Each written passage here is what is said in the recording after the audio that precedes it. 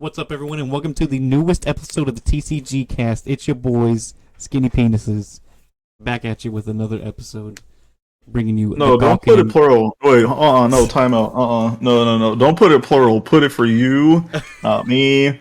I am on my own, doing my thing. You can just, there you go. You killed the intro. Thank you, Isaiah. Ladies and gentlemen, that's the end of the TCG cast. We'll see you in the next one. Nope, just kidding. We are here to bring you the latest and greatest TCG news. But before we do that, a little bit of housekeeping for you. We are on Patreon at patreon.com/TCGcast. Find us on Twitter at whatever that Twitter handle is, right up there. I have a Facebook. I post in the Facebook group sometimes. You can find me there. We do have a Discord. You can jump in our Discord for free. Come and play test with us. BT7 has been released, so we've been seeing a lot of new and exciting decks in the playrooms. I was previewing some earlier today while I was at work. It's been a lot of fun. And before we jump into the podcast, Isaiah, do you remember the prompt that I sent you like 7 weeks ago? Yes, if I remember correctly, you asked about who would I define as the most hood rapper. Mm-hmm. So I've been thinking about this. And that's like a very like vague prompt. Yep. Because like you have to define what does it mean to be like a hood rapper? Like do you have to be a rapper that also like participates in gang activity, or do you have to be a rapper that is loved by the hood that you identify with? If that makes any sense. I think you brought up some really good points in like what defines being hood and a hood rapper. So the first one was, how much do you love your hood? The second one is, how much does your hood love you? And the third one is, what kind of extracurricular activities do you partake in? So I think a combination of all three of those would make the most hood rapper, if we can narrow it down. Now, I have, like, top three. Mm-hmm. So you want me to list them off? Yeah, go ahead. 50 Cent, number one. Snoop Dogg, number two. Chief Keef, number three.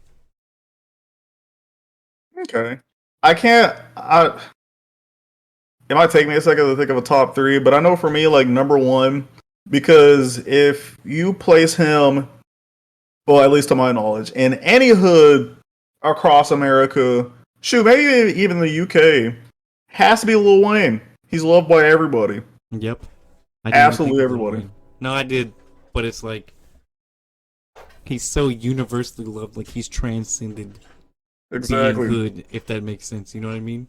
You can't tell me if I played a Millie right now that you wouldn't be bopping your head in Compton and in New York, Houston, shoot, even in the UK, ATL. Mm-hmm. All Gucci Mane, I'd put Gucci up there too. How could I forget about Gucci? Yeah, yo, Fat Gucci, Lemonade. Mm-hmm. Lemonade sucks, but that's all right. That's a different topic. Yeah, Lemonade. Oh, that's cap. Lemonade's his worst song, but that's a different topic. Lemonade. No. Hell no, fuck that. Nah. What about the Migos? Would you rank the Migos in your top 10? Like hood rapper? Yeah. I guess hood rapper. I guess you can make an argument. Yeah. They had no label. They trapped dope through the hood of their car. Yeah. Mm-hmm. Because like culture, like all those three albums, like do definitely like represent the culture of like hip hop culture and whatnot. It's definitely been like impactful in a way that a lot of rappers these days are like I don't know, like without the Migos, there wouldn't be like, okay, maybe not 504, but like maybe not like Polo G or who's another new rapper? Playboy Cardi. Not Playboy Cardi.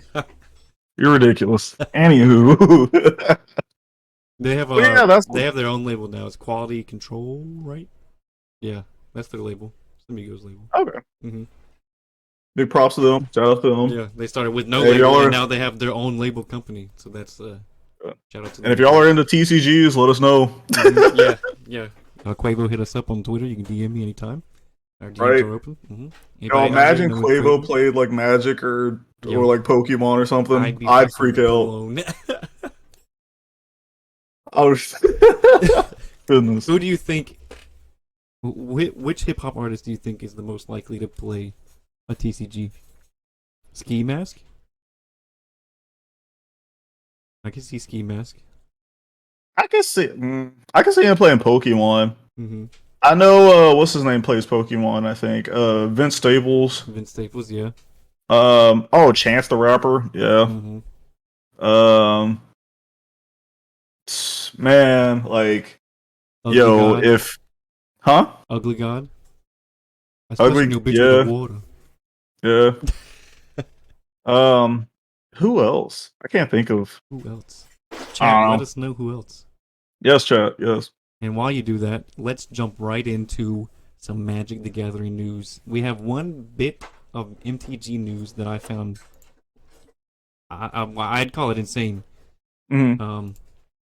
It is, as you all know, the new Neon Dynasty came out. Here you go. Let me show you. Also, you should share that to me because I can't see what's going on. Yep, here we go. There we go. Easy peasy, living greasy. Also, let our viewers see.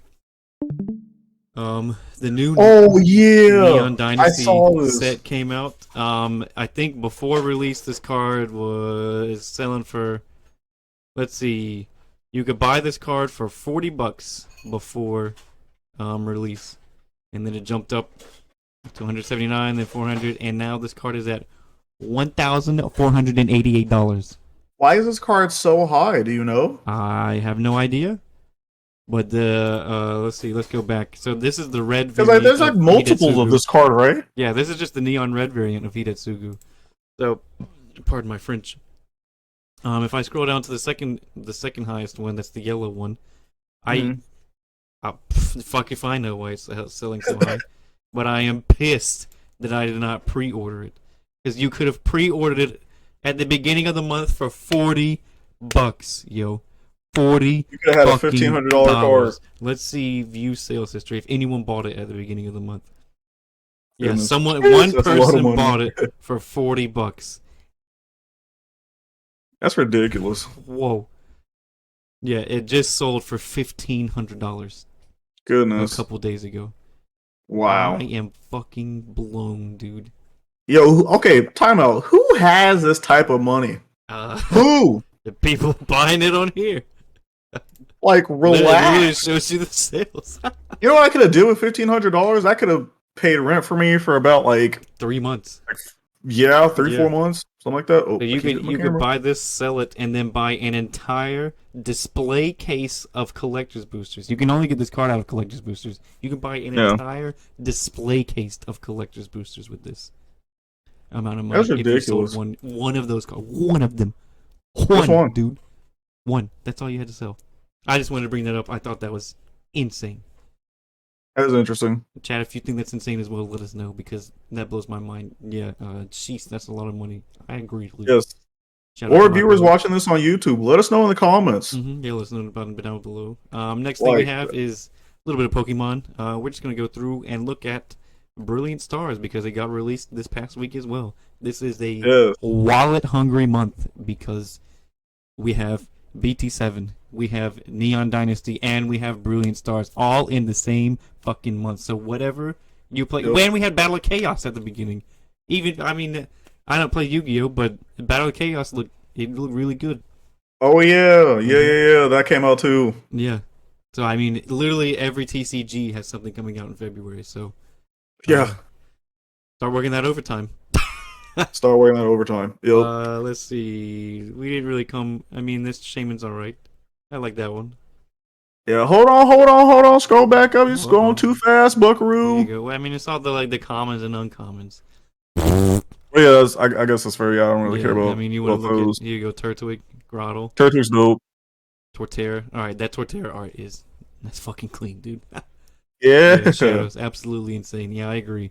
That's insane. I literally thought about pre-ordering that card for $40. And here I am. I got a Garude. Okay, here's a Charizard Yep. Charizard. that is gonna be freaking up there in price because Yep, it's and the V Charizard. Star. All right. So what does it do? So you've played the Pokemon TCG, right? How good is this card in the meta, or is it just gonna be Charizard? How good is the card in the meta? Mhm. I mean, I feel like every like crazy like fire type nut is gonna like this card. Yeah. I don't know. Okay, like I do play the card game, but I don't play it like competitively or well enough to where I know the meta. Shout out my boy Mike and Tim. They would probably know better than me. Yep. Um, Get him on the horn. but I think I think it's since it's a Charizard, it's just gonna be ridiculous. Like, look at that. RCS V Star. See, that's the no. Look at that. Okay, that's the one thing I know. RCS V Star is probably like one of the most busted cards out of this set, but because of Charizard being Charizard, is just like price wise is getting overlooked. Yeah, that art, I do like that art. I'm not a big fan of Charizard, but that art right there does look good, especially in the rainbow rare. And then the I like that alt art, alternate full art. yeah, the alt art looks good too. Yo, give me a Swampert VMAX card. I'll buy it instantly. I like that. I like the Magmar. Oh, here we go. Moltres, no picture provided. Moltres. Entei. Entei. Nice. All right. Wait, go back up, go back up. Whoa, hold up. Don't tell me you I want to recently the Chimchar line. I recently beat Pokemon Legends Arceus, so I have a newfound love for Chimchar. Okay. All right. Next. Wait, go back up. Chimchar is the worst starter in Gen 4. I'm talking about Legends Arceus. I don't care. Scroll down. Show me. Oh, you want to see Infernape? Yeah. There's the boy. That's nice. Infernape. That's nice. Yes, I like that. Here you go, Kingler. Nice. Kingler. Nice. Kingler VMAX. That Look at his beard. Yeah. All right. Oh. I respect that. Snorunt. I want that Snorunt card. Just looks so adorable. Piplup is the superior choice in Gen 4, and if you think otherwise, then it's okay to be wrong. I'll allow it. Empoleon. No, Empoleon's great. Wait, go back Empoleon. up. What's his ability? So once during your turn, this card is in your discard pile and you have no cards in your hand, you can play this card onto your bench and then draw 3. What? Yeah. Excuse me? And then for 1 water energy, this tech does 60 to one of your opponent. Well, don't apply weakness and resistance. But the fact that you could play a stage 2 Pokemon on your bench for free and then draw 3 cards is crazy. Oh, they have a Manaphy? Ooh. Prevent all damage done to your bench Pokemon but opponent's attacks. That's really good. That'll probably see a little bit of play. Ice Cube. Some Raichu. Raikou. Wait, go back up. Meow. Once during your turn, if this Pokemon is in its active position, you may draw a card. That's good. Drawing cards in hand or in card games is great. Alrighty. Keep going down, keep going down, keep going down. Here we go. Mewtwo. Yeah, not a fan of that one. Granbull V. News. That looks dope. I like that Claydol. It's okay. Alright. It's okay to be wrong. Ducksnore. I stand Dusknor. I just caught an alpha one yesterday. Did you? On Legends Arceus was great. Oh my god, dude. I'm so jealous. I want an alpha Dusknor. What's it called? Here we go. Mimikyu. Glad to see Mimikyu's getting love, but I mean, it's the same fucking art every single set. I don't know how many Mimikyu Vs I have seen like this in every single set. Like, switch it up. Do something. Change the tiles in the back. Change the tiles. Something. Yeah. Oh, what does Lucario do? Once during your turn, you may put 2 damage counters on this Pokemon. If you do, search your deck for a fighting energy and attack this Pokemon, then shuffle your deck. Okay, and then what's its attack? Oh. Continuous Aura Sphere. 10 plus damage. Discard all fighting energy from this Pokemon. This attack does 60 damage. 60 more damage for each card discarded in this way. So it does 130, basically? Sure. Okay. Yeah, like I don't. That's just kind of a worse. What's the? It's like a Charizard and a Reshiram, like tag team card that kind of does. Wait, does it do the same? No, it's a different. Never mind. don't worry about me. You are Cap saying Chimchar is the worst starter. Luke, it's okay to be wrong. Chimchar sucks. No, it's. I think Torterra is the worst starter Yeah. out of that. Torterra? Empoleon? Come on. You're telling me Infernape is better than those two? Absolutely not. I didn't say it was better. I think Chimchar is better than Torterra. No. Maybe not Empoleon. I don't know. I kind of see them equal. No, Empoleon That's is me. the best. Empoleon is superior. Water and Steel? Come on now. Haxorus. Dracovish V. Nice. Some B-Barrel action.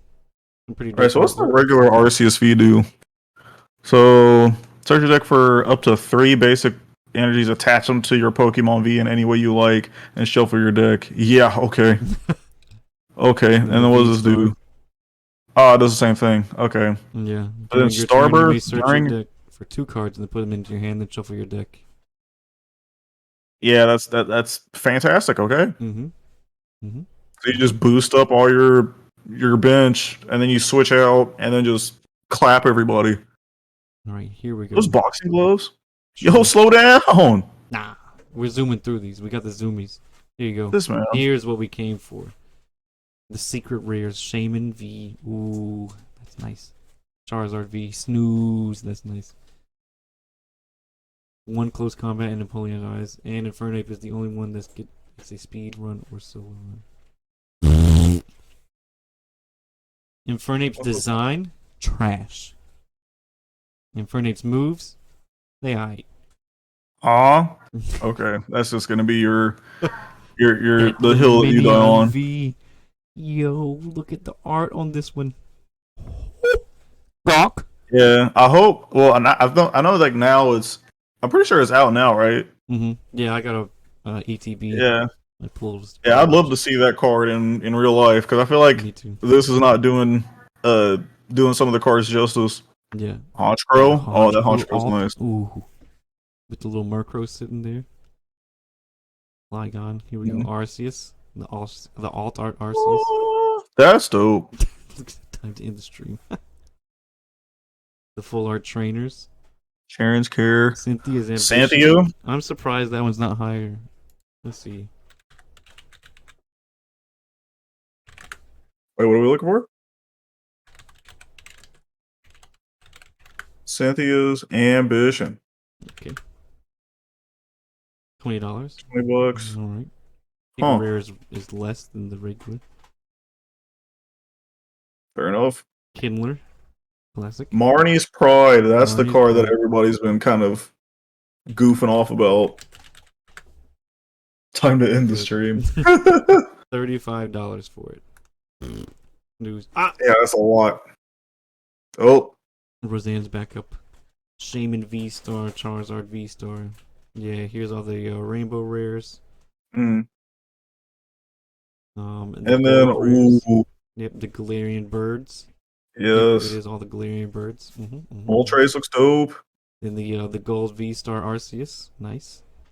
Magma Basin, Ultra Ball. This has a lot. It's an Ultra Ball? Oh, that's gonna be so expensive. Is it? That it has to be. That card is like that card's ridiculous. I'm gonna say it has to be expensive. I'm gonna say $8 each. I'm gonna say 45. 45? Was that the one? No, that's Sun and Moon base set. Here it is, $30. Ooh, damn, I was close. I was off by like 15. Yeah. You'll love to see it. And then all the character rares: Flareon, Vaporeon, Octillery, Dusknoir, Zekrom. I did pull this Jolteon. I did see you pull that, yeah. And honestly, it's probably my least favorite art out of all of them. Aww. Yep, all creamy Ariados, Rangaroo. I mean, I literally would have liked anything other than Jolteon. Like, yeah. That art is just a little bit lackluster. Like, look at this Vaporeon art. And then Vaporeon looks dope. Then Jolteon, Gary's back there, he's like, go get him! Yeah, give me the little slice of life stuff. Don't give me an attack. Sylveon looks good. Mimikyu looks good. Urshifu looks good. Yeah, literally, I would have taken anything else other than that one. Umbreon. Look at this Oh, Umbreon yeah. VMAX, dude. That's a big Umbreon. Damn, that thing looks gorgeous. Also, Dynamax on Umbreon. That's why. Okay. Mustard. Yo, I immediately when I saw that, I was like, "Is that an Alpha Umbreon?" And then look at this, yo. Look at these. Oh, those are. Oh, They're that's etched. yeah. They're etched too. When was the last time? That's gonna be something that I know Tim is gonna be searching for because that's one of his decks that he's been piloting. The rapid and single. Gotta get those anime for you. Yeah. Oh yeah, the shouju anime. Alrighty, that does it for all the Pokemon. I mean, Brilliant starts with the biggest piece of news for the past 18 years because Yes. the last set Fusion Strike was a bit of a letdown, and it came out literally last year. Mm. So we're looking forward to the next set. I think they claimed copyright on a couple different names in Japan. Really? Yeah. Other than that, there hasn't been too much going on. Pokemon Scarlet and Violet got announced. Which starter are you running? Which starter am I? Man, I see. Like initially, because I feel like he's gonna be a like some sort of a. Well, I don't know.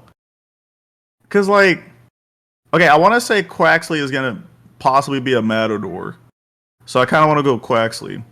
But also, I mentioned in a different Discord that it could also that could potentially okay, blah. Let me slow it down a bit. So people are speculating that this game is going to be based off of Spain, and if I remember correctly, one of I think the Aztecs, which was like Spanish. Well, okay, they're probably revolved in Mexico, but I know there's some form of animal called the Quetzalcoatl. I think it's called differently in Spain, but I think that might be like the third evolution of that Pokemon. So it could be that. But like, I'm excited for the new Pokemon in this game. Like, if they could literally just do what they did with Legends Arceus, put it in Scarlet and Violet, easy money. That's yep. I mean, they did say it was going to be open world, so hold up. I'm doing the meme. I'm doing the meme. Luke said he's going for Coco. Chat, what are y'all running in the new Scarlet Violet? I think this might be the one where I go Sprigatito. Try the grass. I'm a big fan of cats. Yeah, Fuecoco. The pepper dragon not really doing it for me. Quaxley. No, Fuecoco finna be beefy. I already know that. I can already tell. Be another Imbor line. Tepig, that's the one. That's what I think it's gonna be. Like when it comes to like treatment with like Pokemon, I feel like they're gonna do really good with Fuecoco. I think Sprigatito is gonna get the same treatment that Snivy did. Nah. And I feel like they're gonna treat Quaxley like how they did with Oshawott. We got two in the chat for Fuecoco, and then John says, depends on the final Evo. Can't trust them since X and Y. Yeah. Yo, that's facts. That's facts. Oh yes, but I'm very excited to see what cards they bring to this. The pink lizard they put in Minecraft was the Oxalotl or whatever it's called. The Quetzalcoatl it's this big, huge what would you describe it as? A wingless dragon. It's like a serpent? It's a limbless. Yeah, it's a big, huge winged serpent. Yeah, which like you can argue basically is like what Rayquaza looks like, but it's like a little different. Yeah, that's and I know, and also like I mentioned, I know that like the Quetzalcoatl is like Aztec, it's like Aztec lore, which is based on I think Mexico. But if I remember correctly, there's also something similar like that, but with but in Spain. Yeah, yeah, I agree. Hopefully they give Sprigatito the Trico treatment, because Trico had a really nice starting line. It just got beat out because Mudkip is OP, and the design in Blaziken is just Chef's fucking kiss. A fire chicken. Shout out to them. No, shout out to Gen 3. That's my Oh, favorite. wait, that's just Coco Conference point. one. Yeah. Yeah, it is. Yeah, Gen 3, one of the best. Gen 4 is the best. You know what else is the best? What is the best? Digicon. Uh, Digimon Con. no. I'm just kidding. No, it was actually pretty nice. I wasn't able to watch all of it Yeah, because it came on hella late. I'm not gonna lie to y'all. I only cared about like half of what they talked about. Mm-hmm.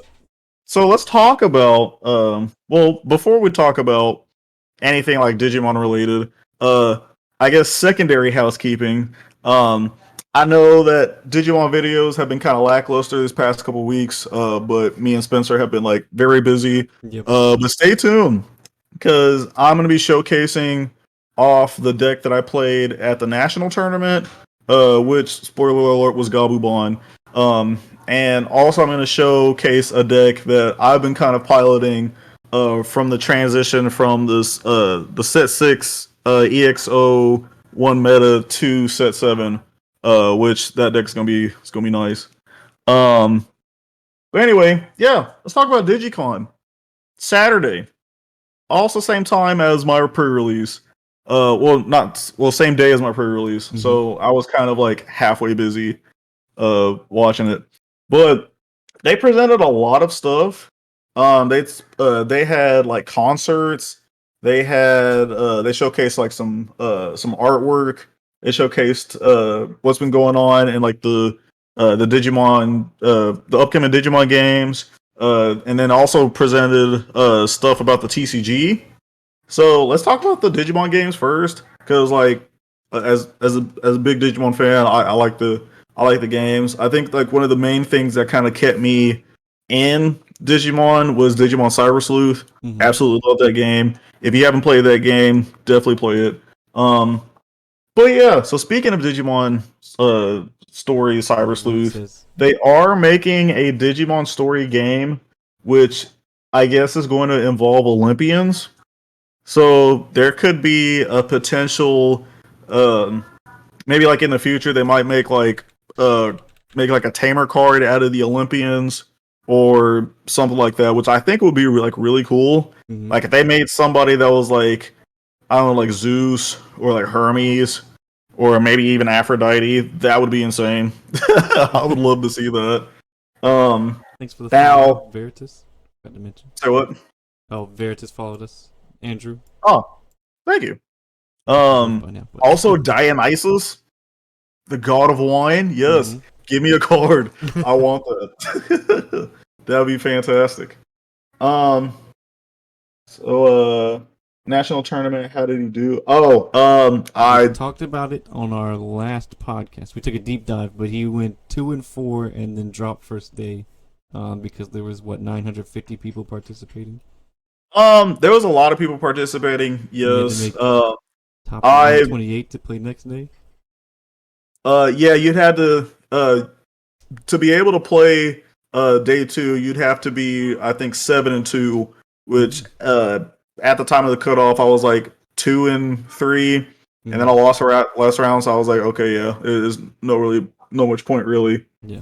And plus I couldn't get top 126, would have gave me extra pricing, but 126. yeah, Right. but it is what it is. Yeah. But anywho, back to current news. So yeah, and I know, and this is kind of the last thing I'm going to talk about with the games, but we still don't have a date for Digimon Survive. Please, Bandai, please, I want this game. I want it so bad. We've been waiting for years. Y'all been teasing us for years. I want it. I want to play this, please. And also, like, there's definitely gonna be cards revolved around probably some of the characters in the game, because like they've already made cards for the Digimon Cyber Sleuth game, so they're most likely, whenever Digimon Survive comes up, probably gonna make cards revolving around that. So I'm excited to see those. So yeah, that's pretty much it with the video game side of that. Now TCG wise, they presented.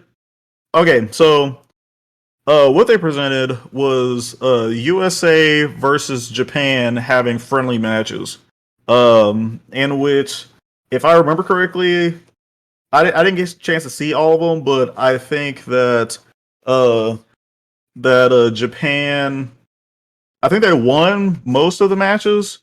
Um, but I think USA took like one or two. I can't remember surely. North But America's a joke region and everything. say what? I said North America is a joke region and everything. Oh goodness, we're not gonna get there. But but yeah, so they were using a new online system, which I don't know if they confirmed it or not, but it kind of looks like the system that they're going to use, uh, that we're going to be getting as Digimon players for like the online client. Mhm. Which, if that's the case, I don't know how I feel about it. Like, I think if we do get that, it's definitely going to be better than playing on Untap or OCTGN, whatever that website is. I don't think it will be better than playing Tabletop Simulator. Maybe, depending on how they organize stuff. Um, Japan but 3, North America 2. but I definitely what was it? Oh, it was Japan 3 and North America 2 new. Okay, yeah. Okay, so it's It's kind of like not too bad. All right. it's not too bad. Yeah. Um, but yeah, and it was actually interesting because there was one of the matches. Oh, I forgot what this guy was playing. I don't think he was playing Jesmod. But one of the Japanese players was commenting on the differences between how Japanese players play and how North American players play. And he basically said that Japanese players play more aggressively as opposed to American players who they typically like strategize and think about their moves before they perform the move, if that makes sense, which I found kind of interesting. Mm-hmm. Well, how do you feel about that? Yeah, it's like playing chess instead of checkers. So instead of responding to what your opponent does, you think 2 or 3 moves ahead of what they could possibly do, and then you react in that sort of way. So like, that's how I try to play Digimon when I play Digimon occasionally. Is like, I'm like, okay, if I do this, my opponent has 3 options, and of those 3 options, coming back on my turn again, I have 1 or 2 options that can respond well to all 3 of those. 1 option that can respond to this option, when you've got, so on and so forth like that. So I think playing ahead of your opponent is the way to go. But also knowing your win conditions is a big thing. So like, even if your opponent is out there smurfing, if you know your win conditions and you can get it faster than your opponent can, like, think ahead of whatever you're doing, or try to play around you, you just play towards your deck. Don't play your opponent, don't play yourself, just play towards your deck and know your win conditions. That's one thing that Straw Hat Izzy, he told me that he said he builds decks, and when he builds decks, he's like, I know exactly what I want my deck to do, and I know exactly how to get my deck to do exactly what I wanted to do. And I found that very interesting. Whereas I go in and I'm like, alright, here's my hand, I'm just going to throw down a random card and hope for the best. And then it's just like, okay, so now I got to pick up the pieces after I, caused the shitstorm at the beginning. Like hard playing Gabubon on turn 2. Oh goodness, yeah. Oh my goodness. Yeah, but I definitely agree with you. Like, because like typically, like how, like whenever like I build decks, like especially for BT7, which we'll talk about later on. Like I looked up like what like the Japanese players were like playing, like what their meta looked like, and then I would kind of like build it off of there. And it wasn't until later to where I was like, yeah, this is how Japanese players are playing this, but this isn't how we're playing this. So I need to modify my deck to actually like perform with the region I'm at. And like a perfect example is like, I know back in, I think BT5, it was either BT5 or BT4, where there was kind of like in the community we noticed that like American players play more option cards as opposed to the Japanese players, where where they solely revolve their deck around the effects that their Digimon did, as opposed to us, where like, yeah, our Digimon can do these things, but how do we like protect that, or how do we boost that in a way that helps us? So I found that very interesting. You see what John just said? I just built 40 forms of each deck. One has to work in It's each very deck. convincingly. Oh my gosh, you're funny. I build a one version of the deck and I force it to work. And if it doesn't, then I burn it down. Oh goodness. Yeah, I or mean, or you can build 50 card Eosmon. there you go. That's how you play your deck. I know what my win condition is. It's 50 cardio It's swan. 50 There you card go. Eosmon. Yes. Now, with the matches that happened at DigiCon, there was a bit of controversy coming from our side. And it happened in a match that was revolved around a player named Trey Mulling. So what ended up happening in the situation was he swung his Digimon into his opponent's security, which I believe his opponent was playing Justmon, and he died to a Bal Hookmon. And so what his field looked like, if I remember correctly, like in the battle area, it was the the 2-drop Commandramon that had the Pagumon under it, where if on deletion you get to reveal the top card. If it's a black Digimon, you get to add it to your hand, but if not, you put it at the bottom. Mm-hmm. Then he had the Izzy Azumi Tamer, or Memory Reset Tamer. Then he had the Dual Tamer of Izzy and Joe, Mm-hmm. which if your Digimon dies on your opponent's turn, then you get to tap it to draw a card. Mm-hmm. But what ended up happening in this situation was he swung with the Commandramon, died to the Bell Hook in security, revealed the top card of the security, which I think was like a Iron Fist Onslaught or Ultimate Flare or something like that, placed it at the bottom, and then he tapped Izzy and Joe to draw a card, which is Ooh. not what Yeah. you're supposed to do, because you're Mm-hmm. supposed to do it on your opponent's turn. Yep. And when I tell you this man was getting flamed, oh, that man was getting flamed. And even in like the Facebook group, people were like calling him out for being like a cheater and whatnot. I'm sure it was just an honest mistake. Yes. What's your initial thoughts on that? So, I mean, I don't know the guy personally. I assume if Bandai was the one choosing him to participate, then he's got some credibility to his name. Mhm. I'm sure that I would like to think that he just made a simple mistake. And, when you have, like, the whole Digimon world watching you play, Japan and North America, you have a ton of pressure. And I mean a ton of pressure on your, on yourself while playing in front of all these people. So, like, I'm sure it was just a mistake, and he was like, okay, if this dies like I want it to, then I tap this, and I do this, and I do this, and I do this.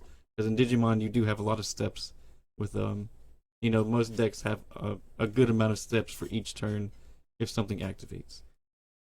Or he could be a cheater, and a filthy, rotten, disgusting person. But, I mean, that one card is not going to win him the game. I assume that one card that he draws is not going to win him the game. Like Yes. that what was that guy's name from Nationals? From Nationals? Yeah, Oh my gosh. Yo, shout out to Ludon who played against that guy and yeah. exposed that guy. Mm-hmm. Cause like That's a disgusting, filthy cheater. yo, that dude needs to get punched in his mouth. Yeah, that's a disgusting, filthy cheater. I Like like to on think God. that this guy from Digicon, I think he just Yes. made a simple mistake.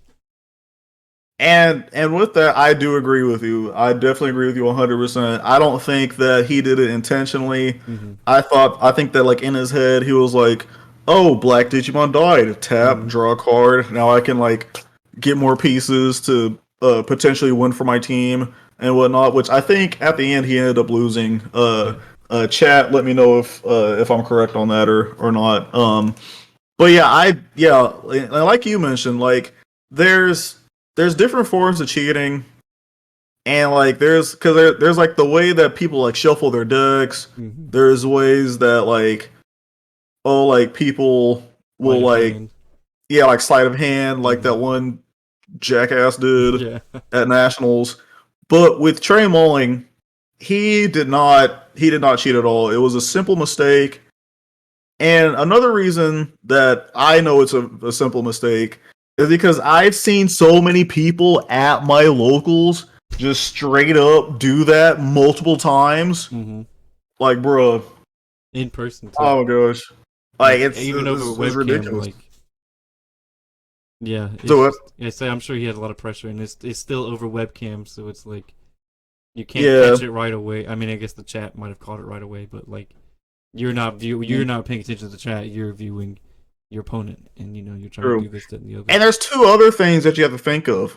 One, he's playing with a team, so there's pressure along with that to basically like perform for his team. Because like not only is he performing for himself, his team, he's also performing for America, which like that's a lot of pressure. Yeah. And also too, I'm pretty sure there was no like judges to like correct this mistake there. So mistakes like that are gonna happen, especially like if there's no judges because they can't like go back and like, oh yeah, here fix this.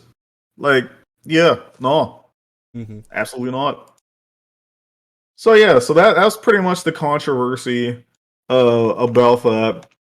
And to my knowledge, and also for those watching this on YouTube or on Twitch right now, let me know in the comments. But I'm like 80% sure that they didn't announce anything related to the future of the Digimon TCG, which I kind of found surprising. Like low-key, I thought that they were gonna like announce set 10 at Nationals, or not, sorry, not Nationals, but at Digicon, and maybe show off like what the not like what like the pack would look like, not necessarily like the cards in it. But yeah, nothing, absolutely nothing. But what we did get though was the artwork for some potential cards that we might see in the future. Which, if you don't mind, Spencer, pulling up so we can look at these awesome pieces of artwork. So, for those that don't know, Digimon hosted something called the Digimon Illustration competition, in which artists from around the world was able to make arts of a specific Digimon, and then just ship it off and pray that they got their basically like past the first screening. And what we're seeing now is some of the art that got passed.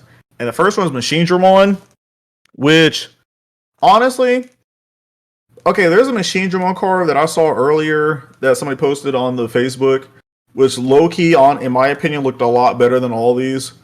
But if I was to like predict which one would make it past, I think the first one and the third one would make it past. You don't think the second one? I do like the black and white. But I don't think that Bandai will do a black and white. The fourth one for me is probably the worst one. Really? I just like the black and white aesthetic. The second one looks dope. Like he's in the middle. Yeah, the second one is like a tie for second. Yeah, he's in the middle of what is it, like slamming down a big piece of steel. Yeah, it looks like, I don't know. It looks dope. He's in action. The first one he's in action too, but he's kind of got the same pose that a lot of other cards do. He's just one hand forward and one hand back. Like running at you. Yeah, I do like the pose that he's in the second one. The third one, in my opinion, I think is the weakest one. The weakest one? Mm-hmm. Fair enough. It's kind of it's a little bit simple. A little bit simple. I guess you could say that for the black and gray one, but I just like black and gray. I have a bunch of black and gray tattoos, so I may be a little biased. Fair enough. And now the next one, if I remember correctly, is Lilamon. Which that second one got me. Yep, that second one, that's like poster worthy. And like, I'm gonna sound nerdy as hell, but and you're probably gonna say some crap about this game, but it reminds me of like the artwork. Oh, I can't. It's like the glass stain painting or art that's in like the Kingdom Hearts games. If you know what I'm talking, yeah, you know what I'm talking about. Yeah. Yeah, it looks kind of like that, which is one of the reasons why Did you ever play I really like it. Child of Light? Do what? Did you ever play Child of Light? No. Oh, that's kind of what it reminds me of too. Or that art Mm. style. But yeah, that second one, hands down the best. Yeah. These other Now three, I mean, shout out to the artist. Y'all did amazing artwork, but this second one, it just nothing. Yeah, nothing compares. That second one just takes it. Yeah, that's something for me. I think like if I was to pick a second one, The first one would be my second choice. really, Yeah. I would say for me probably the third one. The third one, I like this. Yeah. I like the color scheme in the first one. Yeah, I feel like the purples. first one might like it low-key looks like it could be like a potential like alt-art flower cannon, or maybe like flower cannon 0 if they ever make that card. Or not Flower Cannon Zero, Flower Cannon like X Antibody or whatever the new option cards and whatnot. Which yeah, stay tuned for that. So that's pretty much it. That one. Now this one, I know this is probably gonna be all up in your alley because I know you like ghoulish stuff. Yeah, the creepy stuff. Yeah. Let's see. I like the pose in the second one. Not a fan of the art style. The third one doesn't do it for me. Fourth one is pretty good. I like the art style. Don't like the pose. I think I like the first one the most. Okay. The first one and the fourth one. You like the first and the fourth one? That's your top two? Yeah. I think my number one will probably be the third one. The third. I don't know why. Like I don't know what about it I like. Maybe like the tall like yeah. The tall his size. Yeah. And then if I was to pick a second one, it would probably be a tie between the first one and the second one. So no love for the fourth? The fourth one looks too creepy. I don't like it staring at me. I don't like it. I'm turning away. We're a house divided, Isaiah. Yeah. It's okay. This one? We got Boo Boo Mon. Yeah, this Digimon. I hate this Digimon so I hate much. It too. The third one looks pretty dope. The fourth one, that's kind of creepy. Second one, meh. First one that one's alright. The third one would be my number one. The first one would be my second choice. My number two would have to be the second one, and I think my number one would be the third one. Yeah. Yeah. Yeah, that fourth one is just like it looks too realistic. Like I hate it. Yeah. Why are you throwing poop at me? I don't like it. Oh, here we go. Now, Gamamon? Yes. The first one. Absolutely. Hands down. My second choice? I don't know. I'm torn between the second and the third one. I think the third one. I like the art style for the third one. Yeah. I bet you like it because that kind of looks like Kamigawa-esque. Yeah. Yeah, I think... Yeah, for me, the first one, definitely... Yeah, because not only does it look amazing, but it also showcases his three other forms.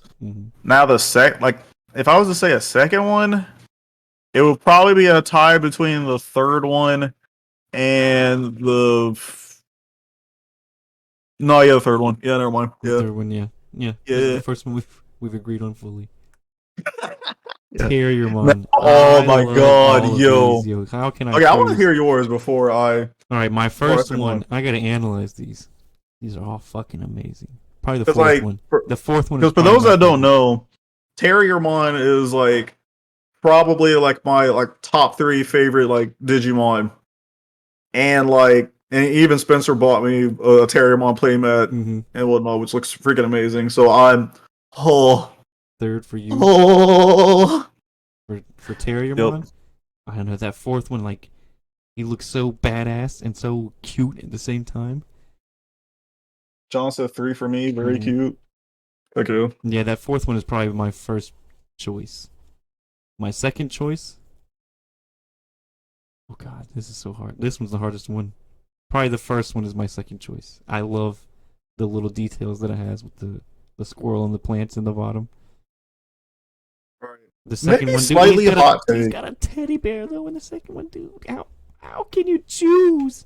The fourth one. It looks like a teddy bear. I think that's supposed to be Lotmon, or not Lotmon, but Is it? It's not. Is it Kokomon? I think it's Kokomon. I can't remember.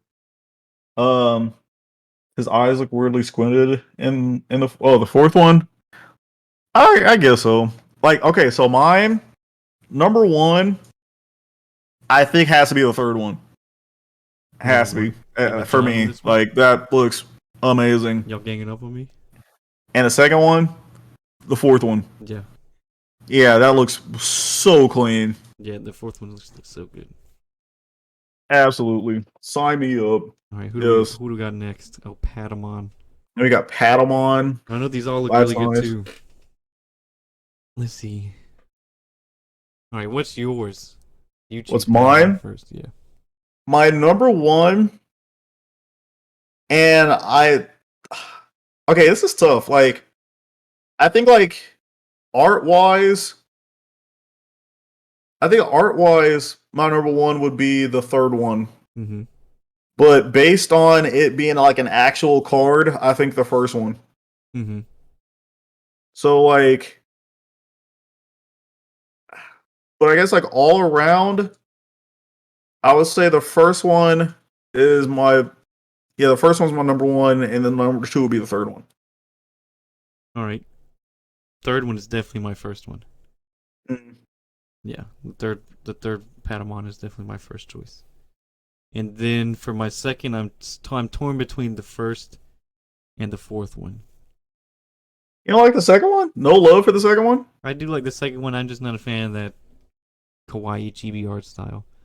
I do like the little coin or the circle with the others underneath it, though. That's a nice touch. With that little chibi art style. Doesn't do it for me. Gotcha. So the third one is my first choice. I think the fourth one would be my second choice. That fourth one is clean. With the grass up at the front, too. Mm. To help focus in on the Patamon. Yeah. Yeah. Okay. And then we got Agumon. And this is the last one. Now, this one, I think this is probably the toughest one. Well, this to one pick might be a from. little bit easier than Terriermon. For you, really? Yeah. This one's hard for me. My first choice, I like the third one. Mm-hmm. My second choice, I like the fourth one. Okay. I do like that simple geometric art style. Yeah. Maybe the second one is my second choice. See, like, and this is also tough because I feel like if they make a card out of the fourth one, I feel like they'd have to make Like a whole another series card. of Like, them. they'd have to make like a Gabumon that looks like the exact same thing. John says, "Yeah, I love all four." Yeah, it's hard to choose from these. I don't know. Like, I think the third one is my first choice. Second one is my second choice. Fourth one is a really close third choice.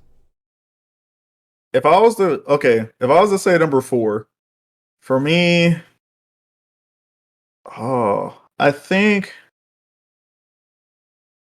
number 4 would have to be the first one. Yeah. Mainly because I feel like we've already had a bunch of Digimon, or at least or Agumon cards, just Digimon in general that have like this art of like pre-Digivolution to like post or what they're gonna Digivolve to next. The third one would probably be the fourth one. The second one will be the third one, and the first one will be the second one. That's respectable. Yeah. Yeah, I think you could interchange the top two for me as well. Mm. I just like his teamwork with the Gabumon. And then you got the little digi eggs in the background too, watching them. Yeah. Little ghost boy. Little ghost boy. Yes. But that's all that they showcased at the Digimon illustration competition, and I'm pretty sure that's all TCG related stuff that they did. If they did release something that I couldn't, if they did release something, let us know in the comments or in the comments now if you're watching this live on Twitch. But without further ado, I want to talk about a second thing that that's been kind of bugging me. So, Digimon Showdown, right? Yeah. Now we've already talked about this in a previous podcast and whatnot. But now they're doing the competition where the champion has to fight 5 challengers. And if the challengers, if all 5 of the challengers win, they each get $2,000. But if the champion wins all 5 of his matches, he gets $10,000. And like currently now, the first champion that they showcased was Louis the Panda, who's a pretty amazing Digimon player. I know he plays with like the PPG Miami people, which their locals is ridiculous. That is like sweat fiesta right there. But yeah, so he's piloting Blue Hybrid, and he is clapping everybody. He's clapped a green hybrid deck and then a yellow purple hybrid deck, which my biggest issue about it is like I kind of wish that they did a best out of 3 format, because the green hybrid player in that video, he literally like passed at least like 3 times during his match. And then like at the end he was able to play like his JP Shibiyama, and then the other memory reset tamer, I think it was like Ken, it might have been Ken or something like that. And then after that he just got dumpstered by Louis afterwards.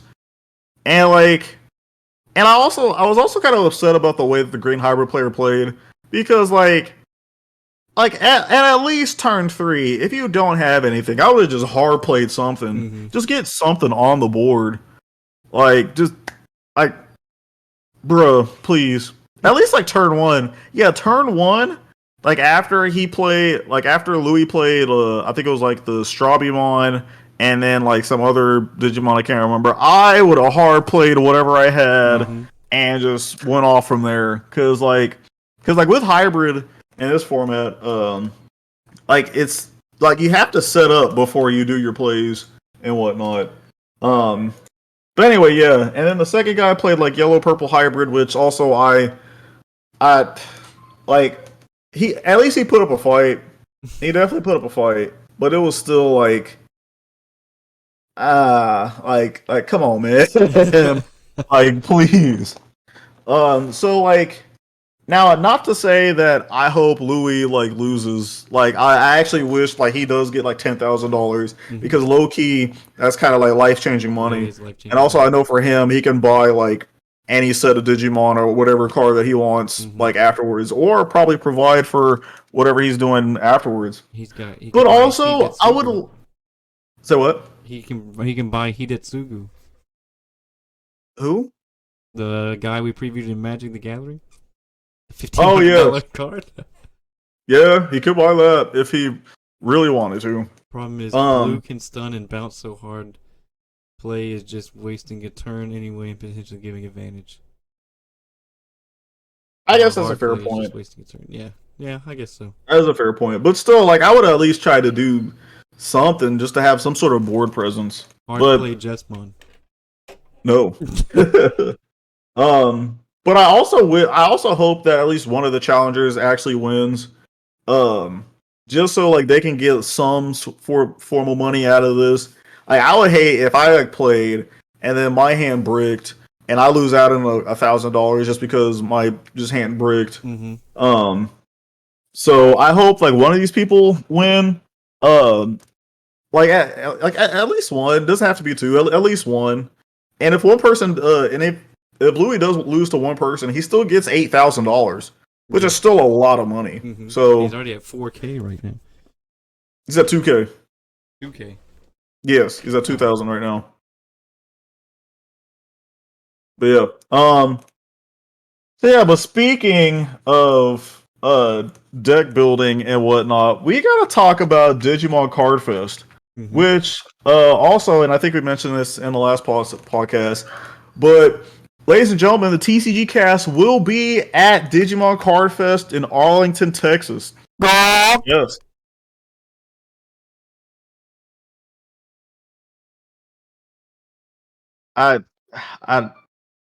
Ladies and gentlemen, we are hiring for a new co-host.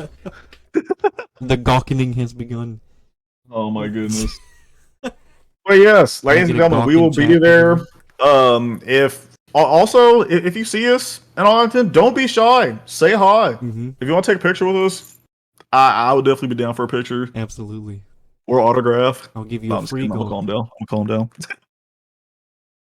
gonna calm down. But yeah, we gotta talk about the what Bandai added to the Digimon Card Fest, which is mulligans and a sideboard, Mm-hmm. which is crazy. Now, for those that don't know what this mulligan and sideboard would look like, so how the mulligan is, so uh, so basically you like you set up, like you shuffle whatnot, have your opponent cut whatnot, then you pull out your 5 security, and then you draw 5 cards. And if you don't like those 5 cards, you put them at the bottom of your deck, and then you draw another set of 5, and then that's it. You can't do it anymore. That's it. So if you have a bad hand still after that, then you're kind of screwed. But that actually low key is insane. If you compare it to the other mulligan systems that other TCG has, like that's crazy.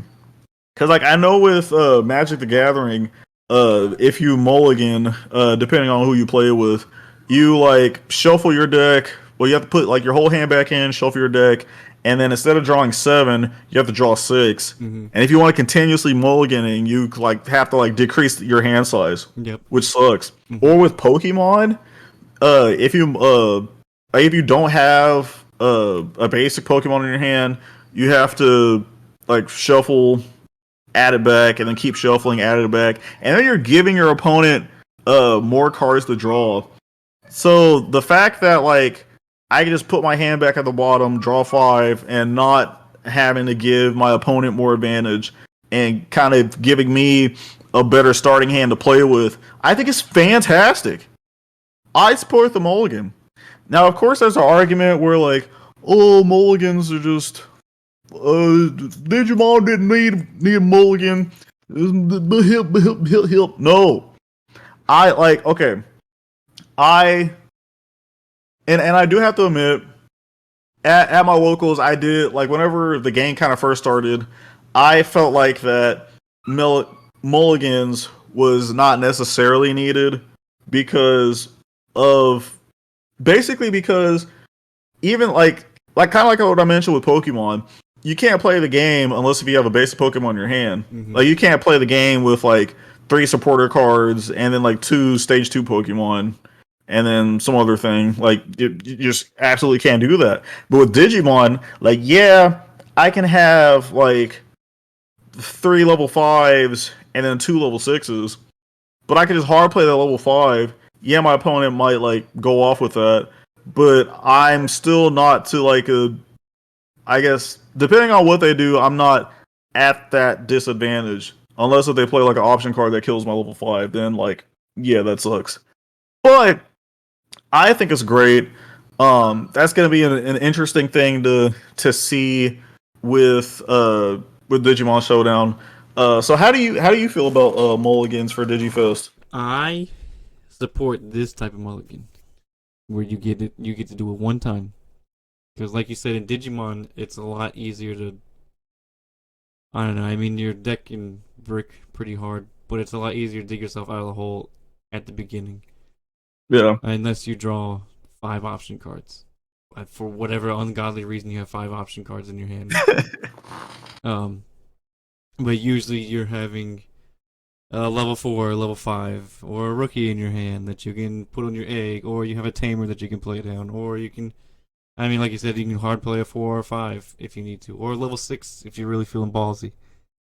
But I like the option of doing it once, and you have to be at the start of the game. And then as soon as you draw your card, or your opponent draws their card, then you can't mulligan. Because in Pokemon, like you mentioned, you can just shuffle your deck over and over again, but you're also seeing what your opponent is playing, which I mean could be a strategy, I guess, if you want to give your opponent free turns to play. But like with this one, you draw your cards and you're like, hey, my hand is trash. Let me get rid of it and draw 5 more.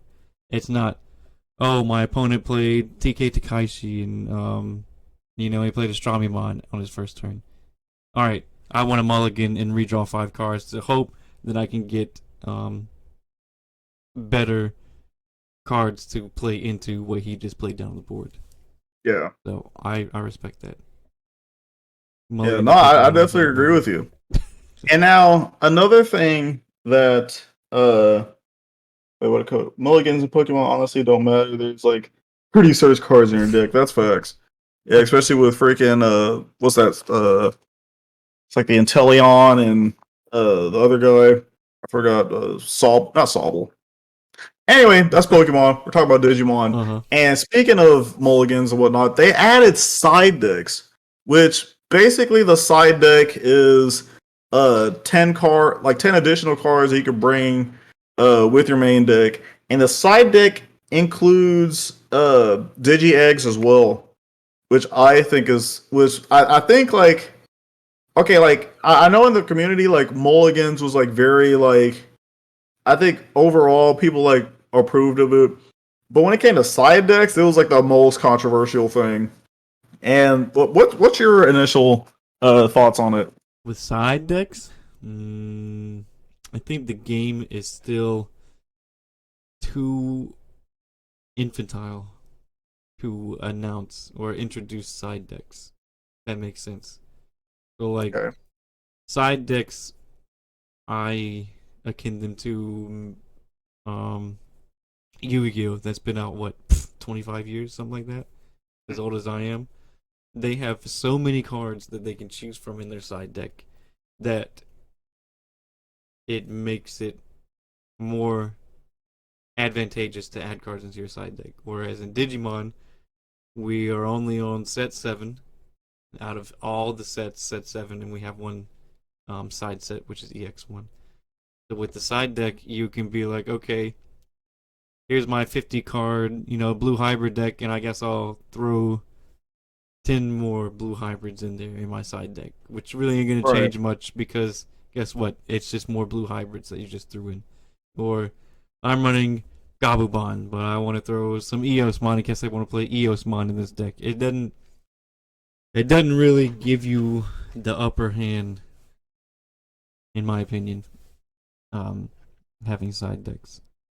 I also don't like people getting side decks and then being like, oh, okay, now I know exactly what you're playing, and guess what I have in my side deck? The perfect counter to what you're playing. And so now I don't get to play games 2 and 3. Okay. Okay, you make a valid point.